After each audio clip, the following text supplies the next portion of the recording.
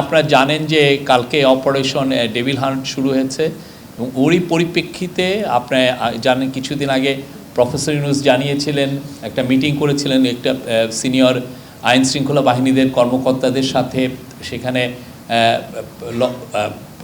Home adviser ছিলেন, special assistant on home affairs Khodabux Chowdhury ছিলেন। সেই জায়গায় একটা আমাদের ওনার ডিসিশন ছিল যে একটা কমান্ড সেন্টার এস্টাবলিশ করা, একটা সেন্ট্রাল, যার ফলে প্রত্যেকটা ল এনফোর্সিং এজেন্সি কে কী কাজ করছে সেটা যাতে খুব ভালো কোঅর্ডিনেট করা যায়। তো আপনারা জেনে খুশি হবেন যে আজকে 6টায় এই কমান্ড সেন্টারটা এটা রোল আউট হচ্ছে, এটা তার কাজ শুরু করছে।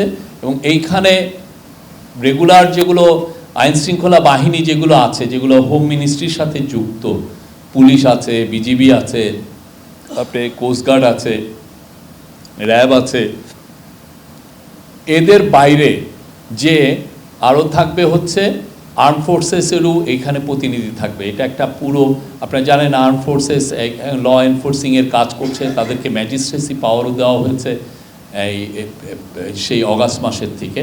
তো আমরা আশা করছি যে এর ফলে বাংলাদেশে আইন শৃঙ্খলা পরিস্থিতি আরও উন্নত হবে এবং খুব কুইক রেসপন্স করা যাবে। পুরো জায়গায় যদি দেখা যায় যে কোনো আইন শৃঙ্খলা পরিস্থিতির অবনতি হওয়ার একটা আশঙ্কা হচ্ছে, সেখানে এই কুইক রেসপন্স করবেন তারা। কমান্ড সেন্টারটা এটা একটা সমন্বয় করবে হোম মিনিস্ট্রির, এখানে সবাই এটা এখানে প্রত্যেকটা বাহিনীর প্রতিনিধি থাকবেন এবং কন্টিনিউয়াসলি এটা মনিটর হবে।